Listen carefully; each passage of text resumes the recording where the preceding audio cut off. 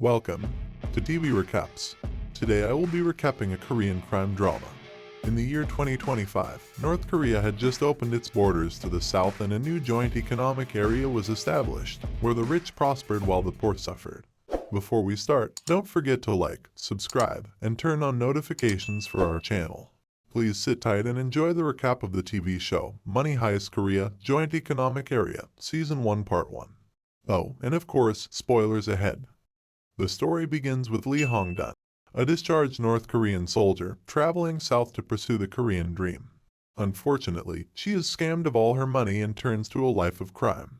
During a job, her partner in crime is killed and she is wanted by the police. Right before she ends it all, a man who calls himself the Professor recruits Hong-dun for a job. The Professor has assembled a team of 8 people to execute the heist of the century, to print and steal 4 trillion won from the unified Korea Mint, newly constructed in the joint economic area. To maintain anonymity, they take on code names based on countries. Hong-dun is Tokyo, joined by escaped North Korean prisoner Berlin, con artist Nairobi, genius hacker Rio, mining expert Moscow, his son, an underground fighter, Denver, ex-gang members and brothers Oslo and Helsinki. On the day of the heist, Nairobi and Tokyo boldly enter through the front door while the rest sneak in on a currency truck. Together, they hold the Mint employees and a group of visiting students hostage. Next, they trigger the police alarm and start a gunfight with them, but quickly retreat back into the Mint to make it look like a failed robbery attempt. News of the Mint robbery spread and a task force consisting of the Chief of Police Yun Chang-soo, South Korean crisis negotiator Son Woo-jin, and North Korean Captain Cha Moo-hyung is assembled to defuse the hostage situation. Peaceful negotiations break down when Moo-hyung organizes, against Woo-jin's wishes, a military raid on the Mint. The Professor, who is giving orders from outside the Mint, responds by dressing up the hostages in the same outfit as his own team, making them indistinguishable from one another. As a trump card, they reveal through a live stream that the U.S. ambassador's daughter, Ann Kim, is one of the hostages in the Mint. Outsmarted, Moo-hyung orders a retreat. Meanwhile, Woo-jin, who is sent home, is out on a dinner date. Unbeknownst to Woo-jin, her boyfriend is actually the criminal mastermind of the heist she is currently assigned to. Next morning, Woo-jin returns and takes command of the task force. She reinitiates negotiations with the Professor to ensure the safety of the hostages. The hostages are split into 2 groups, one assigned to printing money, the other assigned to digging a tunnel. Amongst the hostages are Cho Young-min, the Mint's director, and Yoon Mi-son, his mistress and employee. Young-min pleads Mi-son to help retrieve his smartwatch from his office so he can contact the police. Mi-son claims to be pregnant and is allowed to take a break in a separate room, where she sneaks out and retrieves the watch. Sensing something is amiss, the Professor finds out, through a date with Woo-jin, that the police have made contact with a hostage through a smartwatch. With this information, Berlin, the second in command, conducts a thorough search on all the hostages and discovers the watch on Mi-son. Despite explicit orders from the Professor to not kill anyone, Berlin forces Denver to execute her. He takes her to the bathroom, but instead of killing her, he shoots her in the leg. Mi-son plays dead and successfully deceives Berlin. Tokyo discovers she is still alive and helps hide her in the underground vault. Unhappy with Berlin's oppressive rule, Tokyo and Denver decide to remove him from leadership. They ambush and subdue Oslo and Helsinki, who are on Berlin's side, then proceed to confront him in his office. After a heated argument, they decide to settle it democratically based on a vote.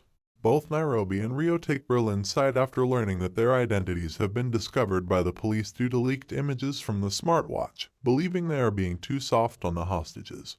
Moscow, unaware of what happened, is shocked to hear that his son Denver has killed Mi-son. Distraught, he walks out of the Mint to surrender in his son's place for Mi-son's murder. Denver tackles Moscow to the floor and tells him that she is still alive. As they lay in the open, countless snipers train their sight on them.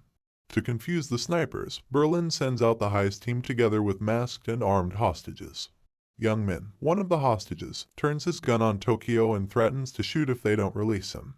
Mistaking Young-min as the captor, Woo-jin gives the order to shoot,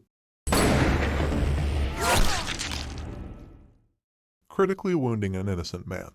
Amidst the chaos, the heist team retreats and carries Young-min back into the Mint. Woo-jin convinces the Professor to allow doctors inside the Mint to treat Young-min. The task force devises a plan to secretly infiltrate the Mint while the heist team is focused on the doctors. The infiltration team will be disguised in the same attire and mask as the heist team. To provide live updates from the inside, Moo-young enters the Mint with the medical team, while wearing glasses fitted with a hidden camera. The professor sees through their plan and orders everyone to put on a different mask to differentiate themselves from the infiltrators. Outplayed once again, Woo-jin orders the team to abort the mission. After treating Young Min's wounds, the medical team leaves. Unbeknownst to Moo-young, Ryo has installed a spying software on his phone, allowing them to eavesdrop on the police at any time.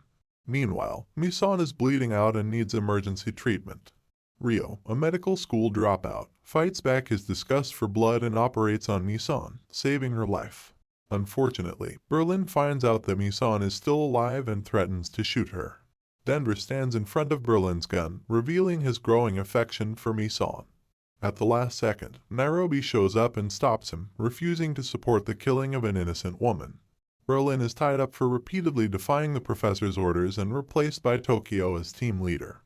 In a flashback, the lives of team members before the heist are revealed. Berlin, when he was 9, got caught defecting from North Korea and thrown into a prison camp. He spent the next 25 years in prison, knowing only violence his entire life. Until one day, he took complete control of the prison and escaped. Ryo comes from a rich family but has an estranged relationship with his father. Despite his nausea at the sight of blood, he was forced by his father to become a doctor like many others in the family. Both Moscow and Denver are ex-convicts who got in trouble frequently. Moscow had just been released from prison when he was recruited by the professor. He roped in Denver so that they can both lead a decent life after the heist.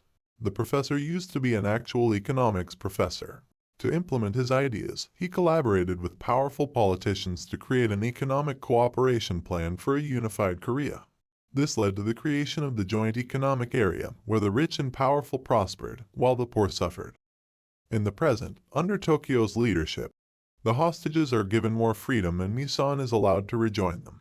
Unbeknownst to the heist team, Park Chol-woo, commander of the infiltration team, had stayed behind and blended in as a hostage.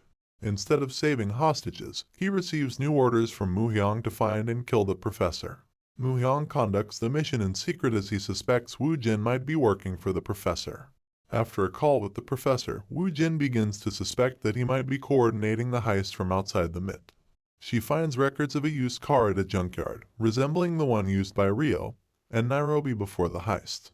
She decides to track down the car for evidence that could uncover the identities of the heist team. Through Moo-young's rigged phone, the professor overhears their plan and rushes to the junkyard ahead of the police. He locates the used car first but is now surrounded by the police. In a desperate attempt to escape, he drives the car out of the junkyard. An intense car chase ensues. The professor narrowly escapes and destroys the car in the process. Back in the Mint, after interrogating Denver, Chol-woo is convinced that Tokyo is the professor and sets a trap for her. He triggers the fire alarm and fills the room with fumes from a fire extinguisher. Tokyo enters the smoke-filled room and walks right into Chol-woo's crosshair. Seconds from pulling the trigger, Berlin, who escaped from his cuffs, appears and guns him down.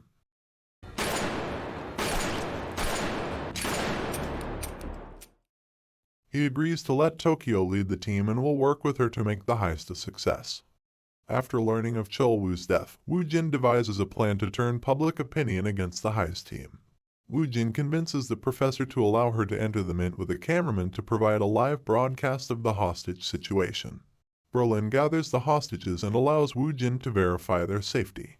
As part of the plan, Woo-jin has added Chol-woo's name to the hostage list and lies that he is a security guard at the Mint. And tries to tell her what happened but is stopped by Tokyo. She boldly asserts that the heist team has broken their promise to not harm hostages by killing Chol-woo and demands for the student's release. Unexpectedly, the heist team has been hiding an ace up their sleeve and reveals that Chol-woo is actually alive. He survived the gunshots because he was wearing bulletproof vests. The professor also leaked video footage of Chol-woo's secret infiltration to the press, actions which clearly endanger the hostages' safety. Woo-jin's plan has backfired, provoking immense public outrage against the police. She leaves the Mint in defeat. Late at night, Moscow, who has been digging an escape route for the past 4 days, reports that it is almost complete. The team celebrates as they approach the end of their heist. Denver visits Misan to bid her an early farewell. They have fallen in love with each other and share a passionate night together. The professor goes on a date with a distressed Woo Jin. He is in love with her and feels immense guilt for the pain he has caused her. Their date is cut short when Woo Jin finds the secret message left by Anne, a torn-off piece of newly printed Korean currency. The end. Please stay tuned for the next TV recap. Comment below on what you liked or disliked about our video. Thank you for watching.